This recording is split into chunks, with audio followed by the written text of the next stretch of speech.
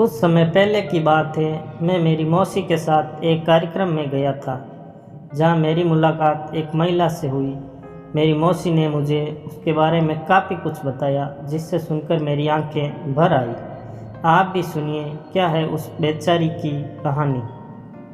वह जब सिर्फ 17 साल की थी तब उसकी शादी एक ऐसे आदमी से करा दी गई जो उससे लगभग 14 साल बड़ा था।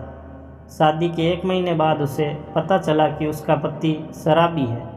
सच्चाई सामने आने के बाद वो हर रात उसके साथ मार पिटाई करता था और उसे अपनी माँ से पैसे लाने के लिए मजबूर करता था। जब वो इनकार करती तो लोहे की रॉड से उसे पीटता। उसने कई बार अपनी माँ को इन तकलीफ़ों के बारे में बताया, लेकिन उसकी माँ हर बार यही कहती थी कि ये हर घर की समस्या है और तुम्हें इसे खुद ही ठीक करना होगा या इसको सहन करना होगा।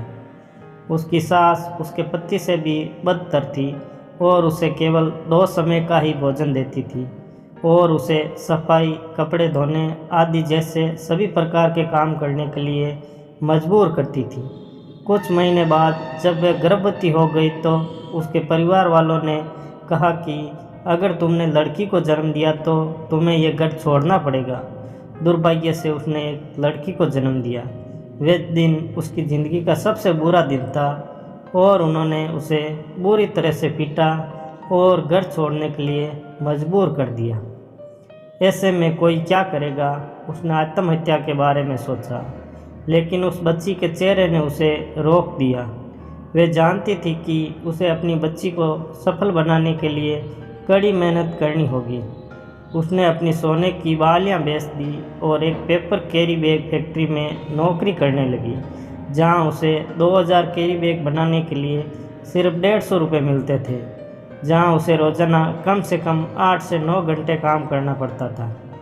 इस काम के साथ साथ उसने एक ढाबे पर 3 से 4 घंटे तक टेबल और बर्तन साफ करने का काम भी किया, जिससे वे प्रतिदिन 100 रुपये अतिरिक्त कमाने में सक्षम हो गई।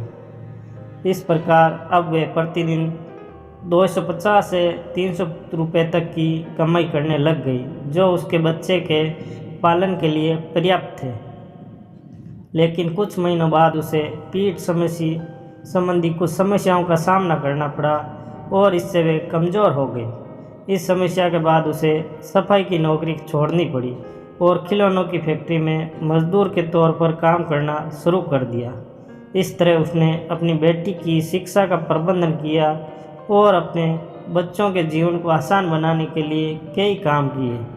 वे जानती थी कि भगवान केवल उनकी मदद करते हैं जो कड़ी मेहनत करते हैं।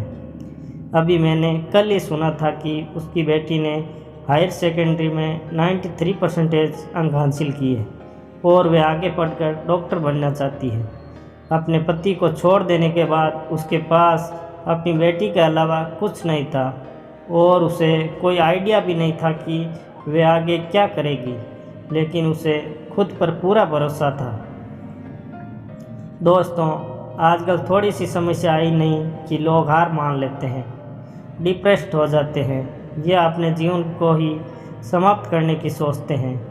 हमें इस स्ट्रॉन्ग महिला के जीवन संघर्ष से प्रेरणा लेनी चाहिए और इस बात को स्वीकार करना चाहिए कि संघर्ष ही असली जीवन है।